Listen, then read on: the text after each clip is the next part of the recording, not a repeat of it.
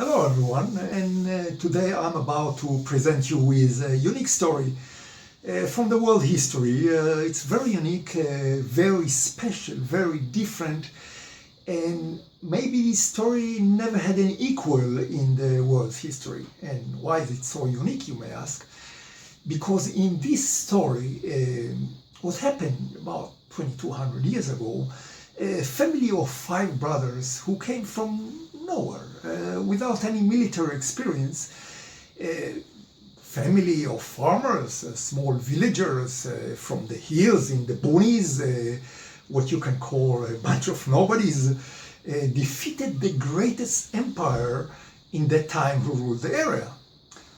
So what it would be comparable in today's terms, just to give you an example. Say a big power nation, say the United States Army, decided for some unknown reason to invade Rwanda, a small and remote country. And during the invasion, there's some small local chief in Rwanda who put up a resistance, and he keeps winning the battles. And United States send more troops, and the chief continues to win. And United States send more troops and more army and more helicopters, and the chief continues to win. Can it get more bizarre than that? Yes, it can, because it all happened actually under the territory of the empire. So the chief is not in Rwanda, the chief is in Nebraska. So the United States federal marshals come to the chief in Nebraska and tells him, from now on, there's no more religious freedom. From now on, you're gonna pray to whoever we tell you to pray, say Jesus, and you're gonna speak whatever we tell you to speak, and you were gonna put up in the morning the clothes we're gonna tell you what to put on. And the chief say, it's what you talk about. I've been for thousands of years, I've been praying to the Great Spirit, the Wakantaka. And why would I change now? What's the reason for me to change now? I'm not doing that. He put up resistance, a series of fights, he keeps winning, the United States send more troops and more army, he keeps winning. I can develop this story on and on and on, but you understand what's the comparable of the United States. Say, do whatever you want, pray to whoever you want. That will be in today's terms. Now, in history, there were more than few times that a small group defeated a larger group. That a small group of people could defeat empires or big nations just because they had the advantage, some kind of advantage, mostly technological advantage, advanced weapons. Take the Spanish conquistadors who arrived in South and Central America just in a few ships and minute number of people, and defeated empires of millions. Because they had the advantage. They had the steel weapons, they had the steel armor, they had the horses, they brought up the diseases. We all know the history. But in our story, the family of brothers, they don't have the advantage. Moreover, they're just a bunch of small farmers with no military experience, with no army, with no soldiers. They don't even have decent swords. And on the other side stands a big empire that war is their bread and butter, and they have organized armies, they have a huge amount of soldiers and mercenaries, and they have vast experience, they're all well trained, they have experienced commanders who have been in more than few battles, and they have superior weapons, and they have proven maneuvers and battle tactics, and they have good cavalry and elephants, so they have all the advantage. So what are the chances of these small farmers from the hills to defeat the big, strong empire? But it happened. And yes, we're talking about the victory of the brothers of Hashmonae family, led by Yhuda Maccabee. Yehuda the Maccabee, or sometimes known as Judas Maccabeus or Judas Maccabeus, all from the small village of Modi'in in the province of Judea, 2200 years ago. This is what the festival Hanukkah is celebrated about. Now, it is interesting to note that all the 5 brothers got killed. The lions of Judea, the 5 brothers, they all got killed either by battle or by conspiracy and deceits, but of course not of natural death. But the process continued until final victory, and the small Judean province won its freedom and liberty. You see, in history, sometimes there is a talented and brilliant leader, but most of the time, when that leader is abruptly get killed, the process stops right there. But the brotherhood of the united family had won. It's like a dragon, you know, you chop one head, oops, comes another head, pops up another head. So what were the chances of this bunch of small farmers without any scene advantage, without weapons, without armies, to defeat the empire who had the armies and the superior weapons and the vast experience? Not much. But they had the ace. They had the secret recipe for victory, and that recipe is called Yhuda HaMacabi. Yehuda Maccabee, what is called Judas Maccabeus, was a son of Matityahu the Hashmonai, and he was a gigantic and superb leader who could easily stand up in the line of world leaders, say like Alexander of Macedonia, who is known as Alexander the Great, Julius of Rome, who is known as Julius Caesar, Hannibal of Carthago, who is known as Hannibal of Carthage, Napoleon Bonaparte, and he can even stand in the front of the line. And why is that? Because all these world leaders, they had the big armies, the experienced armies. And Yhuda Maccabee, he came with nothing. He had nothing. He didn't even have a decent sword. Now let me give you a quick explanation about the name. I will be using the original name of Yhuda HaMacabi. The original name is Yehuda. Now it's come from Hebrew, and in Hebrew there's no distinction between Yehuda, the person we're talking about, and Yehuda, the region, and Yehuda, the kingdom, and Yehuda, the tribe. If you know the history, the son of Jacob became a tribe. He was called Yehuda, then became a kingdom. It's still called Yehuda, and then became a region that called Yehuda. And we're talking about the person Yhuda Maccabee is called Yehuda. About the Maccabee, I'll explain later about this name. But you have to understand that the word, the name was transformed, depends on the region and who were controlling the area. We know it sometimes in the Greek original form as Judas Maccabeus, or later form Judas Maccabeus. Or sometimes Yehuda is called Judas. But the name I will be using is Yehuda. And the region also is Yehuda. In the region, sometimes it's called later on, during the Greek and Roman time, the region was called Judea, or later on Judea. I'll be using again the name Yehuda, and about the Maccabee I'll explain later. Also about the name Hashmonai I'll explain later on when I'll be discussing names. But unfortunately the world does not recognize much or at all this figure of Yhuda Maccabee, and nobody made a movie about him. This lack of knowledge, it includes the Jews around the world and in the land of Israel as well. This extraordinary leader and his brothers and victory, somehow they appear in that festival of Hanukkah. Hanukkah means inauguration or dedication. In our case, it means the rededication of the temple in Jerusalem. And all these festivals spins around the same simple act of rededication of the temple and the finding of the can of oil, which lasted 8 days, and therefore a special light fixture is lit. It's called Hanukkah. It comes from the word Hanukkah. This light fixture, Hanukkah, is lit, and the entire holiday is called the Festival of Lights. Okay, so it is a kind of pleasant and likable holiday where people gather around the Hanukkah, they light up the candles, they spin the dreidel, they sing songs, they give presents to the kids, they eat donut and latkes. If you ask me, in the United States at least, it comes only as a good rivalry to the Christmas tree end of the year, which both of them occur more or less in the same time.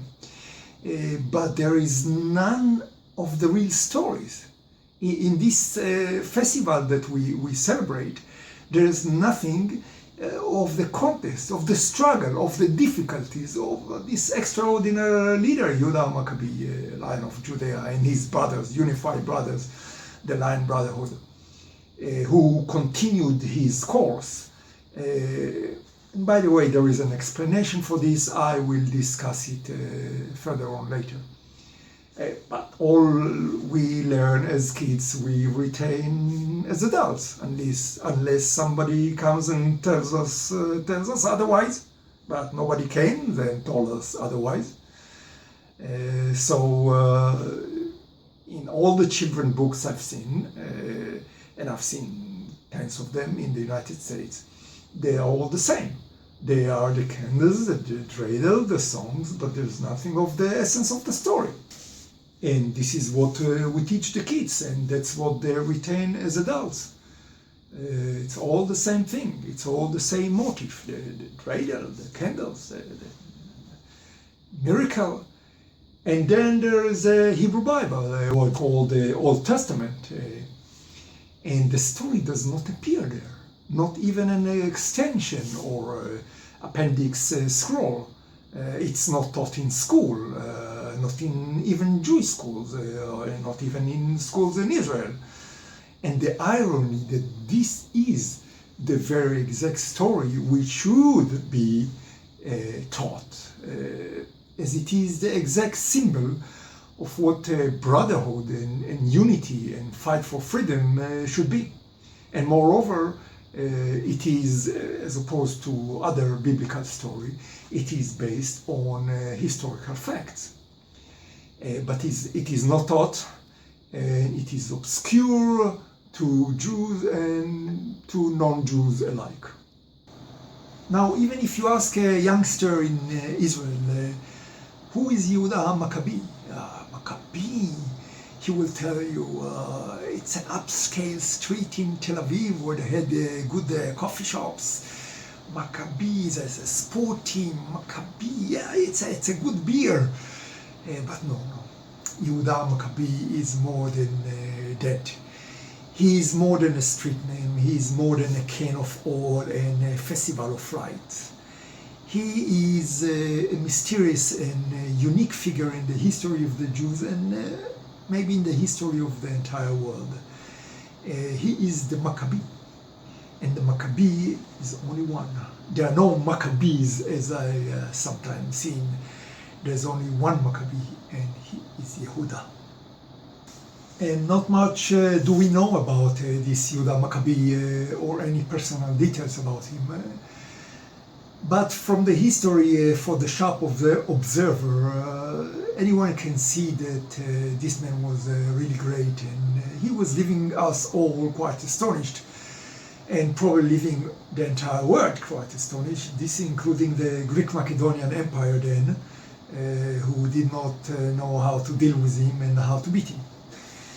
And this is the essence of the story, the great Yehuda Maccabee and his brothers appearing from nowhere and defeating an empire. So in this presentation we will try to shake up the dust and revive some important details and concepts.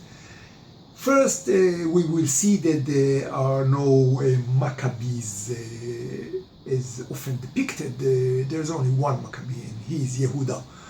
And we will see that the Judean rebels did not fight Greeks or Syrians. as often depicted, but they fought the evil forces of Antiochus IV. He was called Epiphanes, from the Seleucid dynasty, which was a product of the Alexander big empire, vast empire that broke down into segments.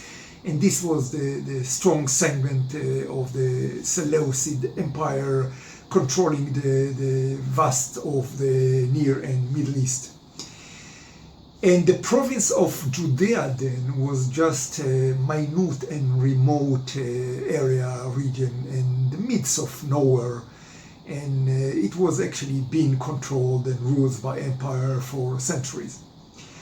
And we will see that the can of oil is just a symbolic commemoration, which gives a meaning of some kind of miracle, but it has nothing to do with the victory and the essence of the revolt, and even to the meaning of the rededication of the temple and the holiday, as it was set by Yehuda to be a day holiday.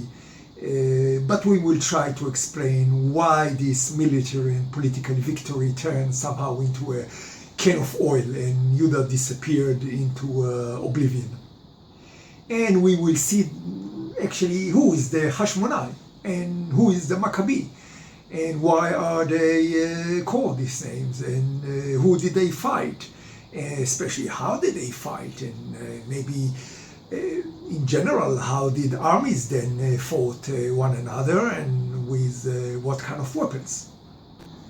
And by the way, just as a side note, that Hashmonai family did not only fight the evil empire, they also fought the regular Jews against Jews. There were other Jews called themselves Hellenistic Jews. And it was not only about ideological quarrels. There were really combats and clashes and between the two parts of the Jews, and the Jews have never been united through all the history. And in many cases during the vast history, the most risky and deadly for the Jews were other Jews. However, in this presentation, I will try to bring the Zeitgeist, the spirit of time, and I will try to bring it as an interesting story, not just dry historical facts of collection of dates and events. So I will portray it as a story, along with hand waving and personal stories and humoristical scenes. And I will try to make an integration between all that place and times, nations and area and leaders and armies, and I will try to bring some general explanation about the power nation and warfare and important battles. Because history is some kind of puzzle that we try to construct and solve about some faraway period, which mostly we know very little of, if at all. And with some findings here and there, we try to complete the puzzle. Does it work? Sometimes it works, and sometimes we find new findings that throw us off and makes us recalculate the route. Do we recalculate the route? Some of us will stick stubbornly to the old findings and just throw away the new findings, because it's a very personal affair. The personal imagination has a big impact in building up the puzzle, and history can be a very personal affair.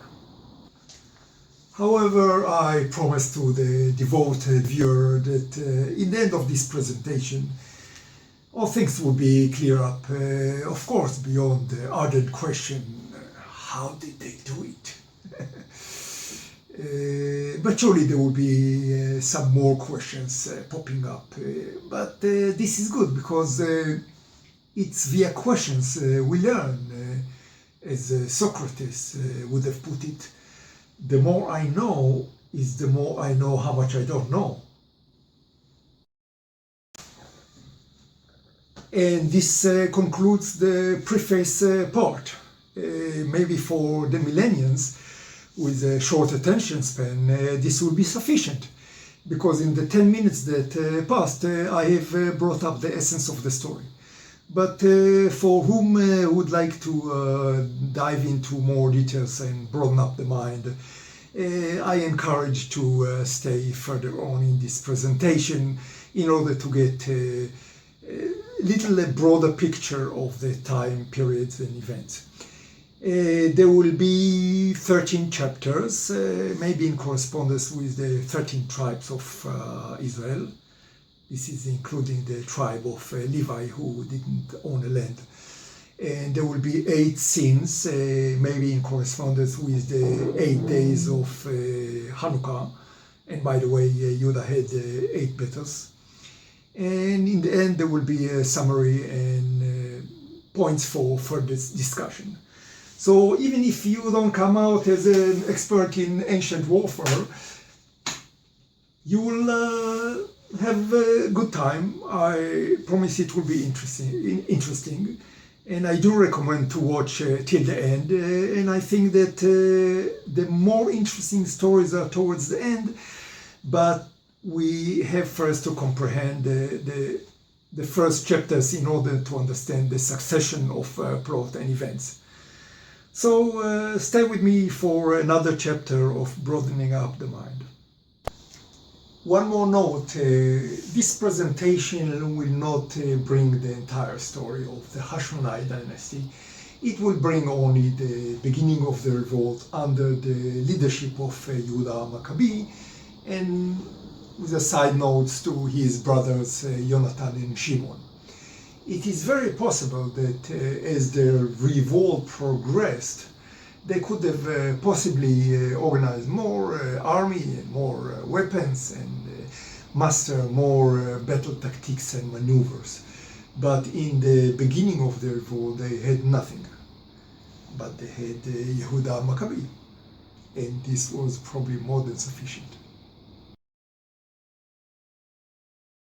So, sit back in your comfortable chairs, sip from your favorite drink in hand, turn up the volume in the loudspeakers, connect to the big screen monitor, and come sail with me on a journey, on a time tunnel journey, some 2,200 years ago.